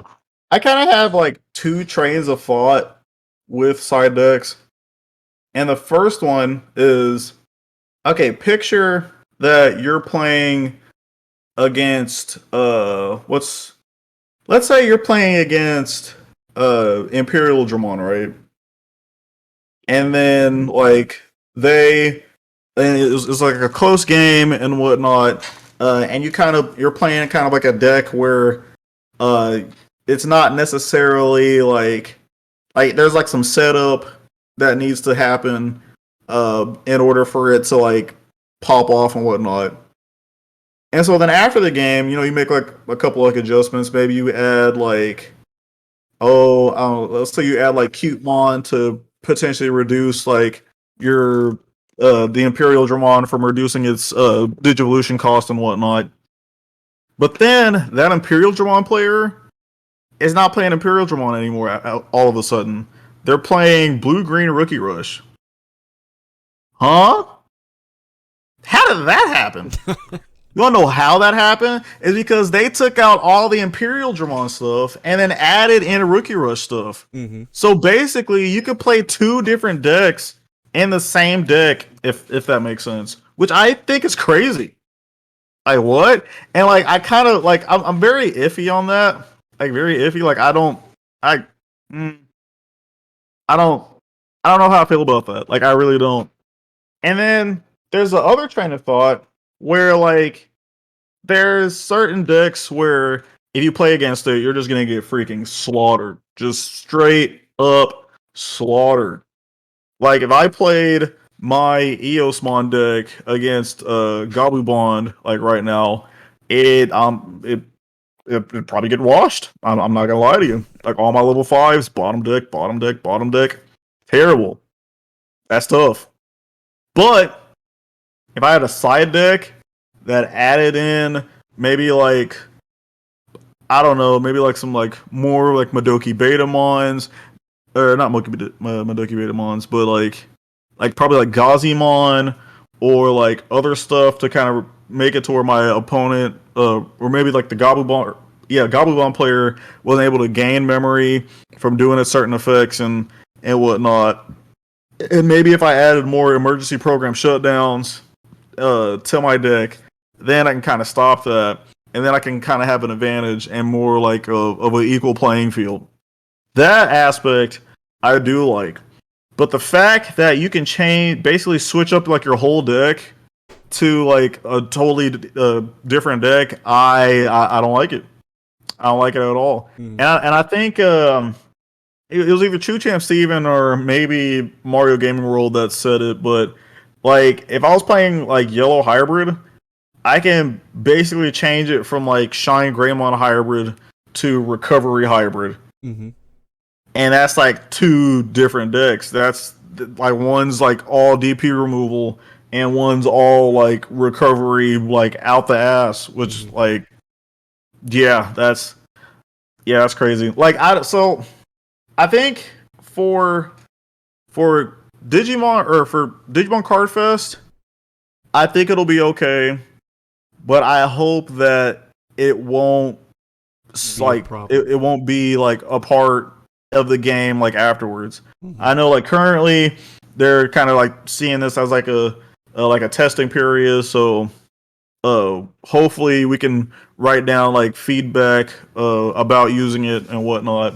Like, but like mulligans, I kind of hope they do stay, mainly because I'm tired of everybody and their mom, especially new players, that are just like, it needs a mulligan. But has one now. I support the mulligan. I don't support the side deck. I think the meta is too narrowed down in Digimon. So like you said, then I could literally change up my entire deck strategy with just 10 cards. And two, I think side decks are too niche and they only work with TCGs that have an expansive list of cards. So like if I ran in Yu-Gi-Oh, say I'm running, I don't know, Cyber Dragon, and I'm like, hey, I just want to goof off, and in my side deck I have Exodia. I'm like, okay, let's just throw in some Exodia and take out a couple, Trapper spell cards, whatever. And then the next game I was like, oh, here you go, all 5 cards of Exodia, I win. Shit like that. Look, I win. Yeah. But I think with Digimon, it's too narrowed down right now. Yeah. I think once we have if we have a resurgence, I guess we did have Lilith Loop come back and win. But it's like if we have a resurgence of different metas coming in to counteract the current metas, then I think that's when a good time for side decks to be introduced is. Because it's like, hey, I'm playing Yellow Hybrid, but I want to go back and play OG Shine Greymon from BT2 or whatever. I can add the OG Shine Greymons from BT2 because it's a good counter against D-Reaper or whatever the next meta may be that comes out. You know what I mean? Stuff like that. Yep, you make a valid point. Yeah. Yeah, so that's kind of like the latest news around that. So so whenever you're building, for those that are going to either the Digimon Card Fest in Arlington or in Miami, kind of keep a side deck in mind, and I got to start doing that too. 50 card Eosmon. I support the side deck because guess what? I can add 10 more Eosmon to my 50 card Eosmon. What are you gonna do? Add the level 6s? Nope. And then like 2 emergency program shutdown? Oh, that's right. I can only add 50 copies. Yeah. My world is in shambles, yo. I'm dead. I am dead inside. Oh my goodness, you're ridiculous. But yeah, so that's kind of it for that. Now, I do want to talk about what recently happened, which is Set 7 pre-release, baby. Yes, ladies and gentlemen, we are now amongst the new meta. Goodbye, BT6 EX01, and hello Set 7. Can I get some golf in the chat? So happy. Now, yes, Set 7 pre-release happened last weekend, but there are still some pre-releases happening. I know there's actually one, I think like 2 hours away from where I'm located at. So that's a thing. Very excited for that. For those that are still going to be participating in pre-releases, there's a couple things that you need to do. One, depending on what time it is, you need to wake up early. For my pre-release, I woke up at like 8 o'clock, and then I got to my LGS at 9 o'clock, and they opened an hour later because I'm that crazy knucklehead. Yes. Also, please bring sleeves. If you don't have enough money to do so, then that is totally understandable. But if you do, please bring sleeves because you have no idea what kind of pulls you're going to be getting. You could potentially be pulling godly. Like I know there's this one dude out of his pre-release kit, he pulled was it Altart Altart what's his name? Susanumon, which was crazy. Looks so good in real life. Yep. So yeah, bring sleeves, bring snacks.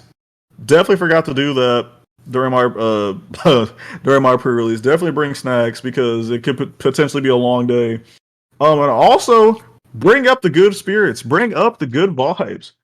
I know at one of my pre-releases, some dude was kind of not having the best, and it was kind of putting like a small damper on everybody else. But besides that, be in good spirits because with pre-releases, it's not meant to be like sweaty, competitive, especially with the pre-release decks you're supposed to use in the tournament. Oh, my deck was okay. Well, I mean, slight flex, but I ended up winning my pre-release. But my deck actually performed as well as I thought it would. But like, I know there's other decks, so I was like, yo, huh?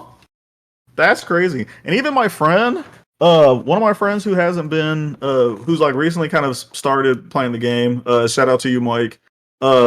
His deck was actually pretty insane. Like he had like a triple color deck, which was blue, red, and purple. Which typically everybody's decks is like rainbow, so it has like a little bit of everything. But his was like mainly those three colors, and I was like, wow, you actually like built a really good deck. So yeah. And also, I just want to kind of showcase some cards that you could potentially get at your pre-release. So if you happen to get like, okay, so one of the things that they've introduced is campaign rares, which hopefully y'all can see it. Probably not. Hold up. Let's see. I think I can pull them up. Yeah, let me take it out the sleeve. Here they Come are. on. There they are, right here. Right here. Yeah, that's the middle guru. The second one I got was an Altart Gomamon, which it's the camera's not doing it justice, but it looks so good. And then the last one I got, which I'm very actually happy I got, because is Emperor Greymon, which looks fantastic. I promise you, it looks a lot better in real life than it does with how I'm showcasing it. But yeah, also I got a what else did I pull? Yeah, these are some of the pre-sale prices, which like, ladies and gentlemen, and to quote the Mario Gaming World, don't buy the pre-sale. Yep. Don't do it. I know know that some of these cards are incredibly OP and the altar looks very good, but don't buy the pre-sale. I don't know. Wait until like a week or two afterwards. Like a $1,500 flip because I didn't buy the pre-sale. Okay, well that sucks for you, but that's magic. I'm talking about Digimon, and don't buy it. Don't do it. No, just wait until all the cards become cheaper, so you can buy them, play them for yourself, and it's gonna be fantastic. Now, if you dual pull Altar Susanumon, that's probably gonna be that's gonna be some money because everybody this set is gonna be playing Susanumon, and I don't know if you do pull a Lucamon Chaos mode alt art, it is gonna be a decent amount of money, but the regular art probably not. And I don't think I think I might have showcased it. Oh yeah. Also, speaking of pre-releases, I actually did a vlog about my pre-release, and I ended up also opening up 2 booster boxes. And John also was at my pre-release, aka Code Unlocks for those Yeah, I that know don't know John. who he is. He ended up opening a booster box also. So stay tuned for that. Got to do some editing and chopping up stuff and whatnot, and then it's going to be out for your viewing pleasure. Um, so yeah, like I mentioned, high spirits, greatness, and also stay tuned for some awesome set 7 deck profiles. Mm-hmm. Yes, All the hybrids. definitely going to be. There's definitely going to be a yellow purple hybrid. That's going to be up there. What's another one? Oh yeah, Lord Nightmon. Mm-hmm. Because Loki, that deck makes a comeback. This set that's gonna be on the channel. Also, like, and I'm sorry I have to, but I gotta make this Eosmon deck profile Yes. because that Eosmon Mm-hmm. is fantastic. Really good. All your other Eosmon gets 1,000 power, and when it dies, you play Eosmon. A level So you can 5. potentially trigger. Mm-hmm. Oh, Yep. that's nice. Yep. Yes, Yep. I'm absolutely love full it. sending for the EOS. Yes, we take those. Absolutely take those. Um, and so yeah, that's pretty much it on set 7, ladies and gentlemen. And now, ladies and gentlemen, the moment that y'all been waiting for. I know some of y'all been waiting for us to review these, but we're gonna look at what we're going to get a long time from now. Probably like Probably the end of the year. maybe the end of the year, or like maybe around this time next year, depending on how the delays. Maybe I don't know. Just But give set me 9. EX2 already. I want So my what? D Reapers. Oh yeah, EXO2. Yeah, that's gonna come. Yeah, it's gonna be a minute for that too. Mm-hmm. But yeah, BT9, the second set after set 7. An updated Justmon deck. Oh goodness. But yes, so this set is called X Record, which revolves around the X antibody cards.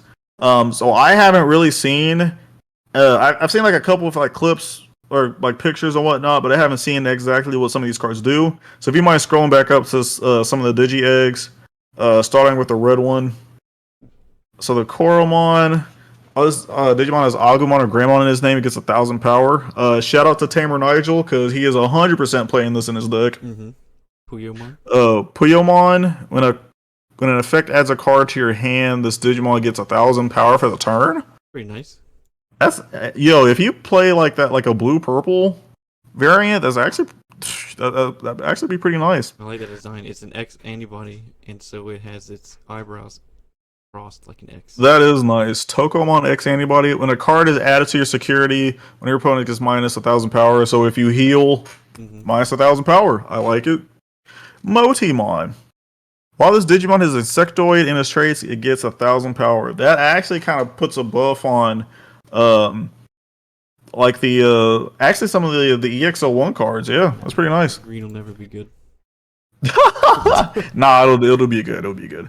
Opponent's turn. While this Digimon has blocker, it gets 1,000 power. Disgusting. Oh my gosh, yo! All the Craniumon decks are gonna love that. Oh my gosh, or any of the X anybody stuff. That's also okay. When attacking, may trash a card to have this Digimon get 1,000 power.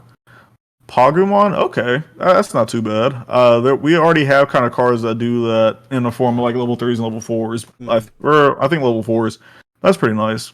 Then we got that 2K vanilla, big old mouth. All right, who is this guy? This has to be Agumon X antibody, right? The first one, or this Has guy to I'm be. hovering. That guy, yeah. This guy. Yep. Agumon X antibody. So you can Digi-Evolve on top of an Agumon for free. It also has an on-play effect where you reveal the top 3 cards, and you can add an Omnimon, Greymon, or an X antibody card to your hand. So it's basically just like BT5 Agumon, but just X antibody. That's pretty nice. This man's eating right now. Mm-hmm. It's dinner time. I guess that's fair. Then we got Guilmon. Then we got Guilmon over here. Probably Digivolve on top of a Guilmon for free. Yep.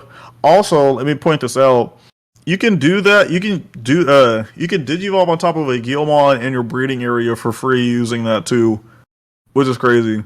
You don't get the win Digivolving effects, but you do get the Digivolve for 0 thing, which I think is crazy. It's kind of nutty.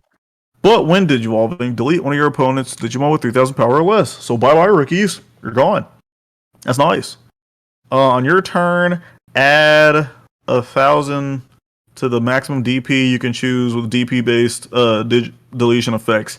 That's pretty dope because Atomic Blaster now hits 9,000 power or adds up to 9,000 power or less with that, which is dope.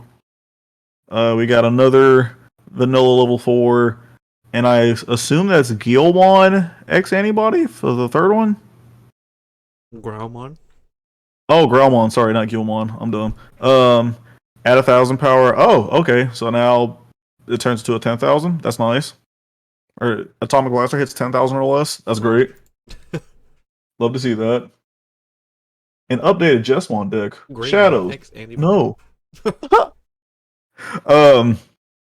Well, maybe it depends. If this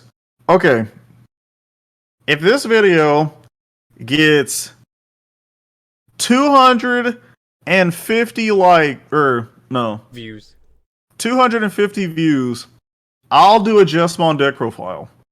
You heard it, ladies and gentlemen.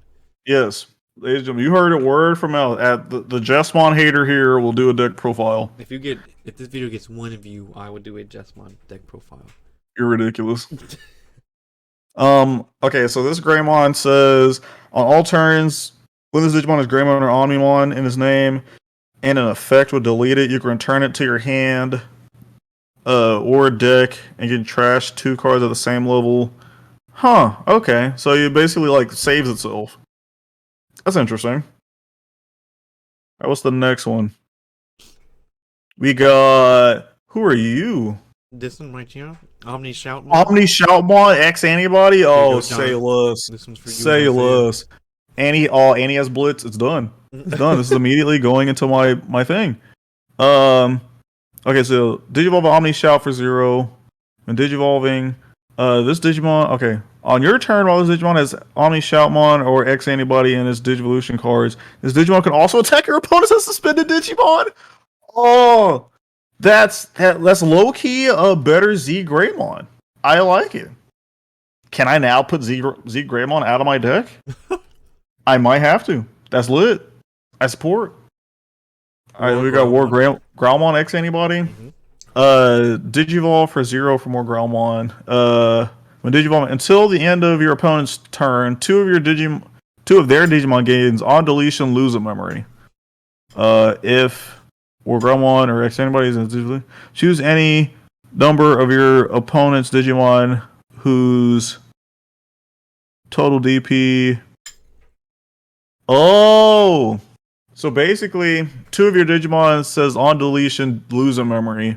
Then you can delete. If you have the stack, you can delete up to 8,000 power or less. A total up to 8,000 power or less Digimon, which is fantastic. Or more. Oh, wait, no, you said with the stack, right? Yeah. Ooh, here we go. Views. What's the next one? Views. Metal Greymon. When Digivolving gains security +1. That's nice. Then if you have a Metal Greymon or X antibody in his Digivolution cards, his Digimon gets 3,000 power for the turn. So that turns into what? If you mind scrolling up. 8,000? No, it's level 5. Probably like 10,000. You scroll up some. Okay, yeah, 8,000. So it turns to 11,000 for Swinger for 2 checks. That's pretty dope. Okay, I support that. Views, best believe I'm about to spam views. Oh, here we go. Is there all right, a so red what's hybrid that adds jamming? Is there a red hybrid that adds jamming? No. Rip. Digivolve one for Wargreymon. So this is Wargreymon X antibody. All turns when a card is removed from your opponent's security stack, gain a memory, and that's not once per turn. So if you like hit for like 4 security, you can gain 4 memory. When or at the end of the attack once per turn, if a Wargreymon or X antibody is in this Digivolution's cards, delete one of your opponent's Digimon with DP less than or equal to this Digimon's DP. Wow. Busted. Yep. Wow. Sorry, I'm trying to make lap tacos right now.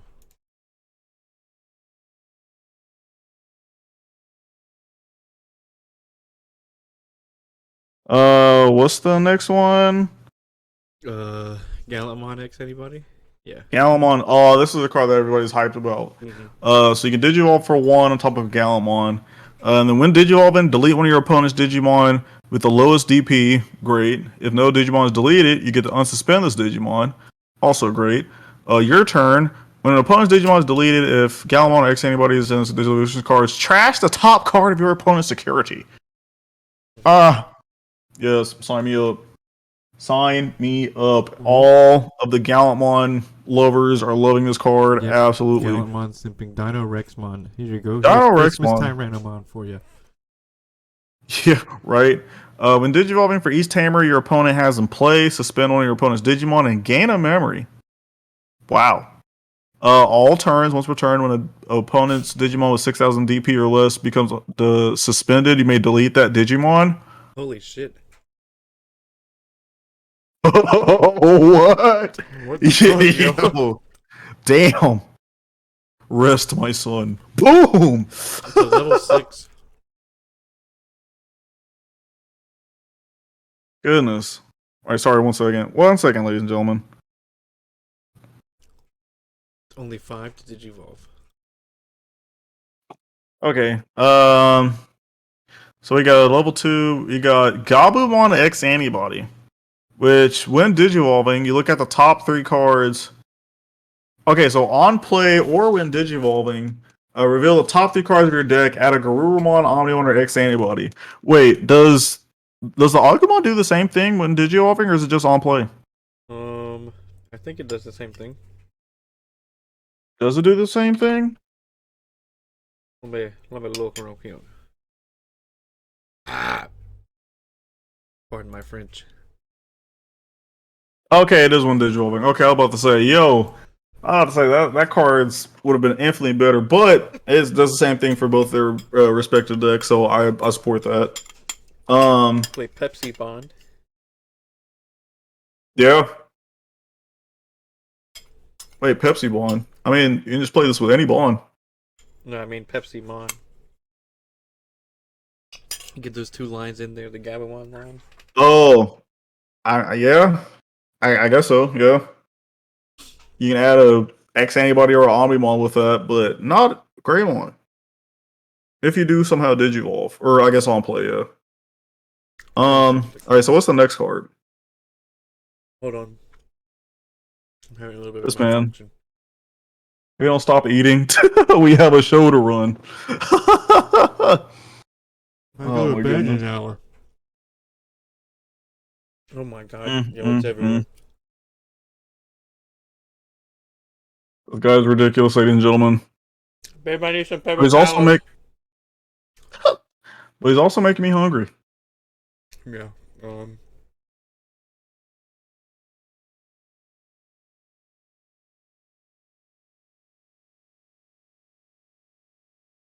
Paper towels.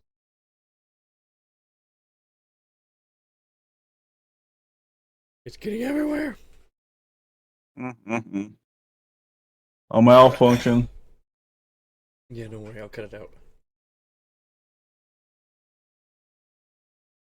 Malfunction. Yeah.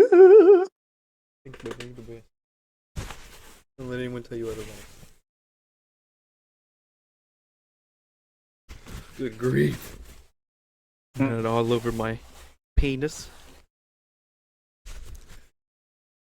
Also unnecessary. Alright,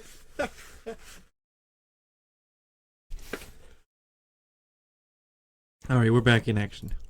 All right, we are back. So the next card is Jellymon, I think, Ooh, Jelly Chan. which is a new card that is or a new Digimon introduced in the new Digimon Ghost game series, which I low-key have to start watching. I haven't had time to, but I will soon. It's on VOD. So your turn once per turn. When you play a tamer, you get to draw a card. And its inheritable effect is once per turn when an effect adds a card to your hand. Return one of your opponent's level 3 Digimon. So you just bounce level 3 back to hand. That's nice. Mm-hmm. Can't complain with that. So the next one is just a vanilla, and then what's the third one? Chaos Gamamon. This is one of the Gamamon's Digivolutions. So you Digivolve that for 2, and then on your turn, this Digimon can't be blocked. Poggers. Nice. There's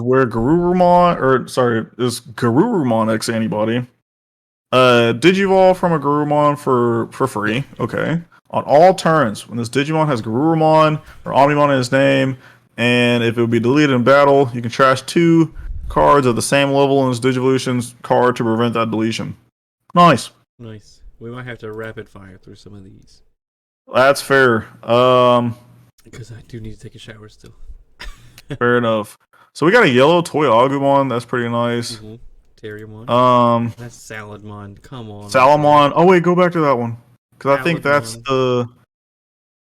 Okay, when Digivolve, look at the top card of your security stack. You may add it to your hand if you do recover 1. Nice. Gross. I like that. Let's see. We can look at Magna Guru X antibody. Unsuspend this Digimon and it gains blocker until the end of turn. Wow. Oh, and then when this Digimon becomes unsuspended, if Metagarurumon and X antibodies in his Digivolution cards, return all your opponent's Digimon with the lowest level to their owner's hands. Yikes. Wowie. That's a potential board wipe right there. I like Starmon. that. Here you go, Isaiah. This is the card for you. Oh, here we go. Here Not we this go. meme again. Yee. No, I am not putting that card, and unless we get more Starmon support, maybe for the memes, I'll do it, but as of now, no. Garumon, pretty nice. If you have 3 or more security cards, that Digimon, you can minus, I guess, yeah. Oh, here you go. What? Dark Super Starmon. Now this is the one for you, Isaiah. Black and yellow. That's a combination that I didn't think of. That's pretty nice. I don't know how well that combination works, but... Angelomon X antibody, that's a busted card. Because when Digivolving, one of your opponent's Digimon gains minus security. Then, if you have an Angelomon or X antibody in his Digivolution's cards, and if you have 5 or lower security, you get to recover 1. So you're basically able to recover to 6. Mm-hmm. Nice. What's the all right, go back to the first one. What are those two? I want to see what they're... Nefertidimon, Armor Purge. Oh, that's dope. When attacking one of your opponents, Digimon gets minus 2,000 power for the turn. And Armor Purge is something we'll see in BT8, to where, like, if that Digimon dies, you basically get to trash that card, and then you leave the rest of the sources under it, which is great. Oh, that's pretty dope. So this one... I forgot what this Digimon's name is, but when Digivolving, or it also has Armor Purge, and then when Digivolving, minus 1 security to one of your opponent's Digimon. Solid. I support Pegasusmon, yes. Pegasusmon. Now these next cards, I think are going to be, oh yeah, this is the juicy stuff. Mm-hmm. Yeah, we got Rise Greymon X antibody. Ooh. I think this card's busted. Because when Digivolving, you have to play a yellow or red tamer from your hand without paying its memory cost. You don't have to Digiburst or anything like that, which is fantastic. Then, if you have a Rise Greymon or X antibody under it, you have to minus 2,000 power to one of your opponent's Digimon for each yellow or red tamer in play. And then on your turn, for each tamer you have in play, this Digimon gets 1,000 power. So if you just board swam with tamers, or board spam with tamers, you're good. That card looks dope. I don't know. What do you do? Wait, what that just say in hand? Hold up. Oh my god, we have hand effects now? Yo, Bandai, chill. Y'all gotta relax. Okay, main. If you have a Digimon to play with Justy or Raidamon, you may pay a memory to place this card under at the bottom of the sources. But if you Digivolve it, you can trash a machine or a hybrid in your hand. So one of your opponent's Digimon gets minus 4,000. And when it's like that inheritable effect is busted. Yeah, that's nice. that's Minus disgusting. 4,000. But yo, Bandai, chill out with the hand effects. Please. Yep, because the mag. We don't want I don't want to see a variation of freaking Ash Blossom in Digimon. I don't. If I do, I'm leaving this game. Deadass. Anywho, Magnetron X Antibody, all your opponent's Digimon, and security get minus 1,000 for each card in your security. That's dope. Mm-hmm. And the attack, you may place the top card of your security stack to your hand to unsuspend this Digimon. Damn. Okay. That's alright. Oh, and then Magnamon Magnamon X X Antibody. Antibody. This card is busted. Mm-hmm. So when an opponent's Digimon attacks, if a card with armor, if a card of armor form in its traits or X Antibody is in this Digimon's Digivolution cards, you can switch the target of the attack to that Digimon.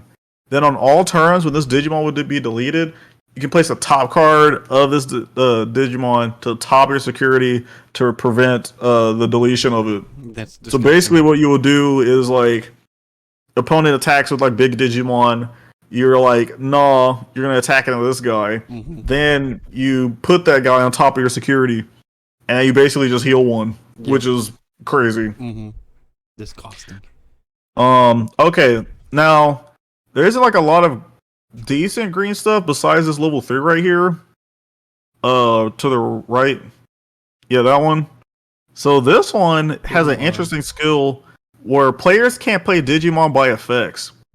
So if you try to play this, so yeah, that sucks for purple. That sucks for Eosmon. Oh, that does suck for Eosmon. Fuck this card, yo. Yeah, and if sideboards is still a thing, that's definitely gonna be in everybody's sideboard. Mm-hmm. Okay, Kokuamon X Antibody. That's top 3 Insectoid Machine. Okay, so you get to search for stuff when Digivolving. Or on play, which is dope. Mm-hmm. Mm-hmm. Ooh, okay. Alright. What's the next thing? What's that? Fujinmon? Hand? Okay, okay, it does kind of the same thing, except okay, yeah. Mm-hmm. Yo, Bandai, please relax. Please relax. Suspend one of your opponent's Digimon with 5,000 DP or less. That Digimon doesn't unsuspend during your opponent's next unsuspend phase.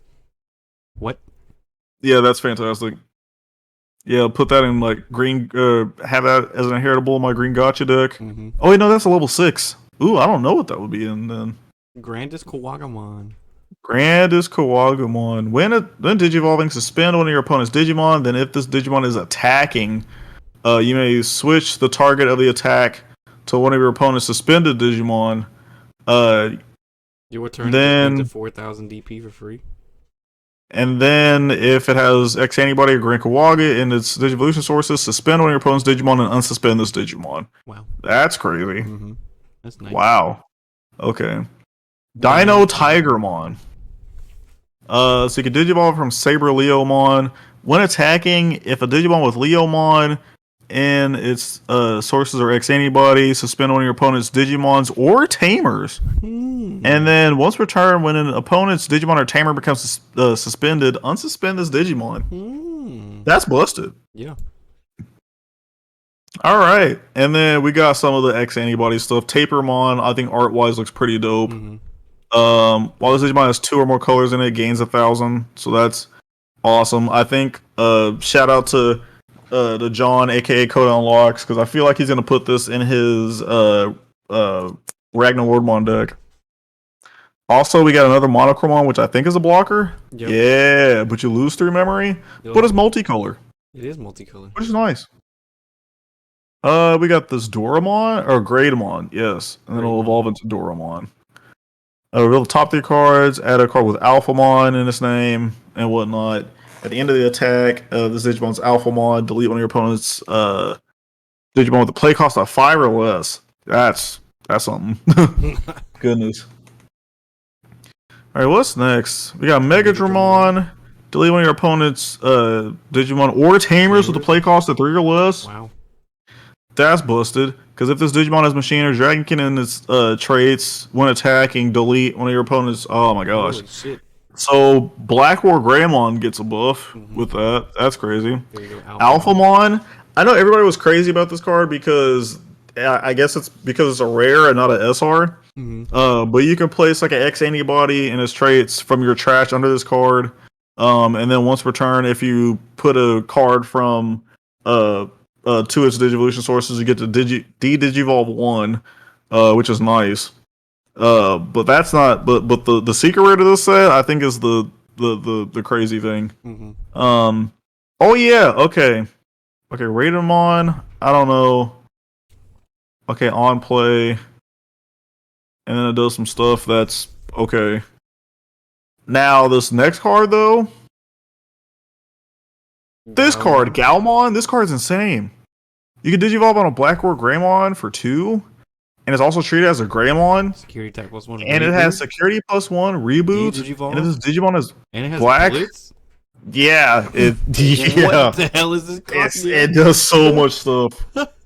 100% putting this in my deck. I wish it wasn't an SR, but it is an SR, which is highly understandable. But good grief. We got Balhumon. Unsuspend up to 2 Digimon and or Tamers. Then gain 1 memory for each of your opponent's unsuspended Digimon or Tamers. At the end of your turn, for every 2 unsuspended Digimon or 2 unsuspended Digimon and or Tamers your opponent has in play, trash 1 card from the top of your opponent's security. Nutty. I like it. I like it a lot.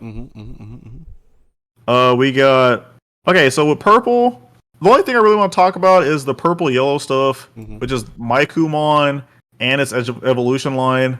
That's a security Digimon which has an on deletion inheritable where if you have 2 or more colors you gain 2 memory, which is dope. Maycrackmon Vicious Mode. I recently saw the Digimon Tri movies. And yeah, Maycrackmon was a vicious Digimon, and I'm very happy that he's getting some love in here. On play. What? You be slinging that Maycrack? No. You're ridiculous. Anywho, when you can trash a card in your hand. If you trash a purple card, you get to delete one of your opponent's level 3 Digimon, but if it's yellow, you get to do -1,000 power. I think that's pretty dope. Also helps fill your trash up with stuff. What's this one's name again? Maycrackmon Vicious Mode. Maycrack what? Next!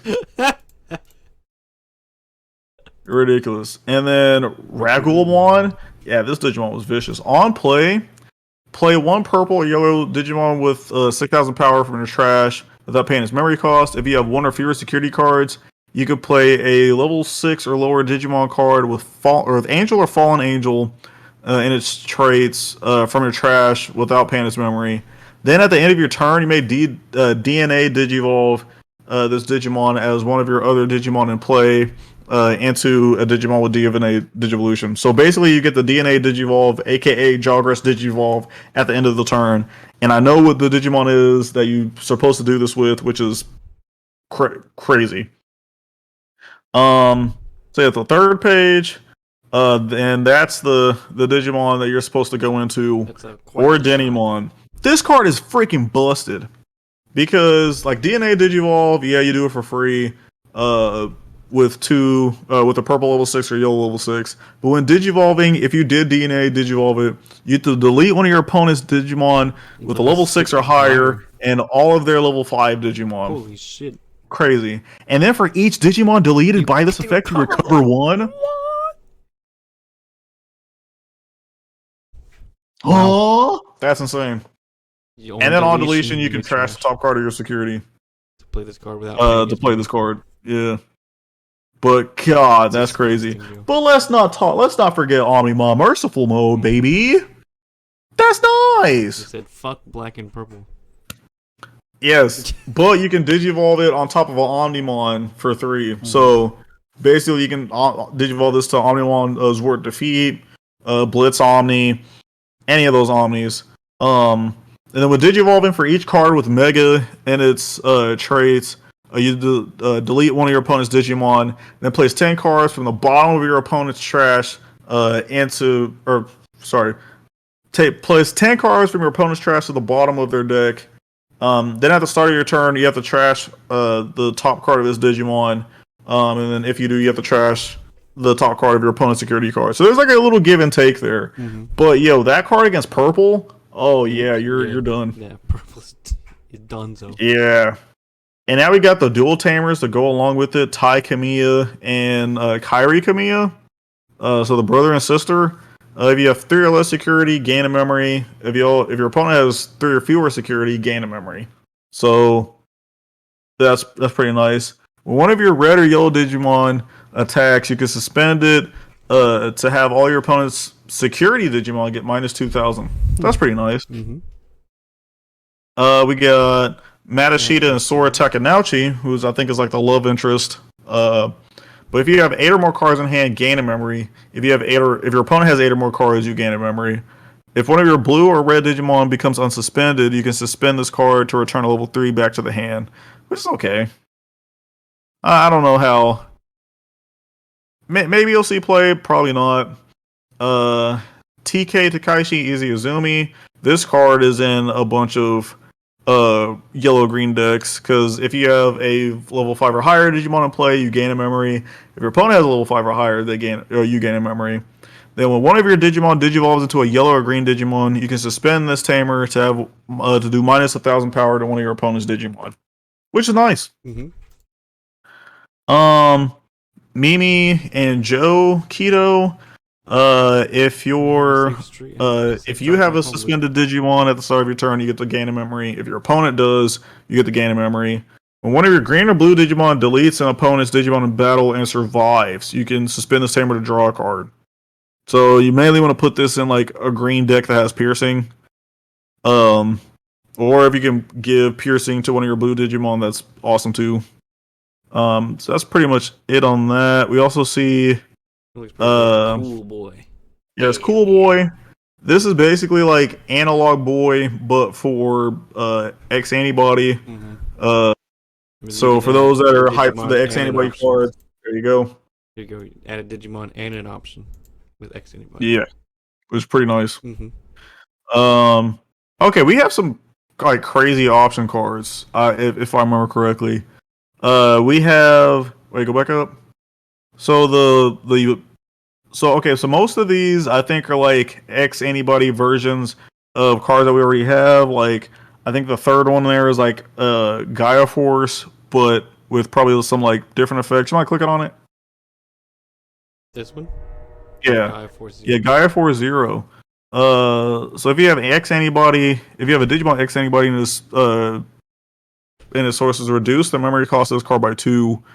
So it turns into a 6K. And you can delete one of your opponent's Digimon with 13,000 power or less. Then one of your Digimon with Greymon in its name may attack your opponent. I kind of want to know how that works. If you've already used Blitz with Galmon, does it just like unsuspend it and then attack with it, or I don't know? There might be some FAQs out or something. Yeah. But yeah, that's crazy. Now the first yellow level 3 or the first. Are you good? Yep. Mm-hmm. Okay. Can you do the yellow the first yellow option? Yeah. Awakening of the Golden Knight. While you have a Digimon with armor and its traits, you may use this card without meeting its color requirement. You may digivolve one of your Digimon with armor form into a Digimon with Magna and its name in your hand, ignoring the. So you can just digivolve any armor Digimon into Magnamon. Mm-hmm. Yeah, that's crazy. And have his DP reduced by your opponent's effects until the end of your opponent's turn. Oh, yeah, that's bored. Sign me up. Return one card with Magna and its name from your trash to your hand, and add this card to your hand. Wow. Sign me up. Wow. Yes. Sunrise Buster. This is supposed to be, I think, like Rise Greymon's attack, I guess. You can play a yellow or red tamer from your hand, and then do a minus 1,000 power for each, or minus 3,000 power for each yellow and or red tamer you have in play. So you can be doing a lot, cost though. a lot of stuff. And That's for cool. 5, pretty nice. Yeah, but I can just play a tamer for less than 5. Yeah. But like you're also decreasing power though. I guess it's good in security. Yeah. It's Oh yeah, great in security control. Mm-hmm. All right, what else do we got? Here you go. Let's go with Metal Impulse. Trash up to 3 cards in your hand. For each card trash, Digivolve 1. If Then delete one of your opponent's level 4 or lower Digimon. Wow, pretty mean. Huh. Cool. That's a lot of cards to trash, but I mean that's pretty nice. It's purple, so Yeah. what else? Oh, we got the secret rares down there. Oh yeah, Yes. here we go. The secret rares. The Alphamon or Alpha One or Yukin. Or That card's Yukin! pretty nice. Basically. When Digivolve and delete all of your opponent's Digimon with the highest play cost. Potential board wipe. I like it. End of turn. Once returned, you may return up to 7 non-Digimon cards with X anybody in their traits from this Digivolution cards. Digimon Digivolution cards to the bottom of the deck in any order. If you do, gain a memory for each What? card returned. So you can gain 7 memory. For free? What? Ayo, what? Excuse me? Okay, and then the other one I think is like Grandismon, I think. Something like that. Death Xmon. Death Xmon, okay. This one, when you would play this card, reduces memory cost by 3 for each Digimon and Tamer your opponent has in play. On play or when Digivolving, Digivolve 1 on all your opponent's Digimon. Then delete all of your opponent's level 4 or lower Digimon. And then at the end of the turn, delete all of your opponent's Digimon with the lowest play cost. Yo, damn. Just fuck Yo. you and your board. Basically. Jesus Christ. Type All right. unanalyzable X program. Play cost is 20. But you get to reduce it for every Tamer and Digimon that your opponent has. So if they board wipe or board spam, then True. just go in. The parallel. And then here's some of the alternate arts. We're just gonna look through these real quickly because we're kind of running out of time in our end. Nyom. Oh, the Jellymon. Jelly-chan. Yeah, Jellymon looks dope. Mm-hmm. Magnamon and my Goblimon looks dope. That looks dope, yeah. Gallantmon looks fantastic. Mm-hmm. Magnamon looks great. Alphamon. Come on now. Raidmon. Yeah. There it is. That one looks dope. Did I miss Gallantmon? Oh, right there. Yeah, Gallantmon looks great. Mm-hmm. There's Magnamon. Yes. So then, oh my gosh, yeah, the cards under that look so good. Yep. Ooh. Look at Maikumon. Yes. Damn, that one looks good. It's got Biomon, Patamon. It has all of them. Yeah. It's got all the little babies in there. Or Denimon looks scary. Alright, Death Xmon. Death Xmon. Alternate art. How much do you think that's going for? Parallel runner, sorry. That, I feel like in that set, it might, well, even though it's, man, I don't know. I'd say probably like 40. That one will be 60. 60? I'm going to say 85. Say 85? Okay. How about Merciful Mode? Alternate. Merciful Mode. Oh, that card is going to be, that's going to be pricey. Mm-hmm. Oh. And then Denimon. Denimon. Looks alright. Needs to put some clothes on. She thick. Or you can what? Oop. Oh, gosh damn it. Dang it. Ridiculous. But, yes, ladies and gentlemen, that's pretty much it on the Digimon news. And also pretty much it for the news in general for us. Mm-hmm. I do want to also make an announcement that if everything goes right, please God, I will be streaming and playtesting some BT7 decks this upcoming Thursday. Mm-hmm. which So we that'll be will March not even see 3rd. this by then. But it's good to know because this So comes what? out on Friday, the day after. Oh, it's gonna come out on Friday. Yeah, that's when all of our podcasts come out. I thought we released it the next day. No, we set them to Friday. I mean, I guess I could do a Wednesday release, early release day. Gawk. I thought we typically just ship them out like the next day. That's No, why I it's usually always been thought. Friday. Monday I was know we've always done them on Wednesday Monday was always before. for the interviews. Wednesday was always for deck profiles, and Friday was always for the cast, the pod. Okay. And speaking of interviews, if you would like to have a chance to be interviewed Mhm. by us, let us know in the comments. Absolutely, we love doing the community Yes. spotlights. We've been a little bit lacking because our work schedules, they're kind of hectic right now. They don't really line up with a lot of other people. So like today was like really the only day that we had to sit down and record. Luckily, we were able to get it in. Very lucky. Well, yeah. Everyone, thanks for joining us. Fuck Putin, Slava Ukrainia. Oh gosh. Yeah. Support Ukraine. Yeah, Yes. support Ukraine. Yeah, Slava Ukrainia. Fuck Putin, and we'll see y'all on the next one. See y'all. Peace.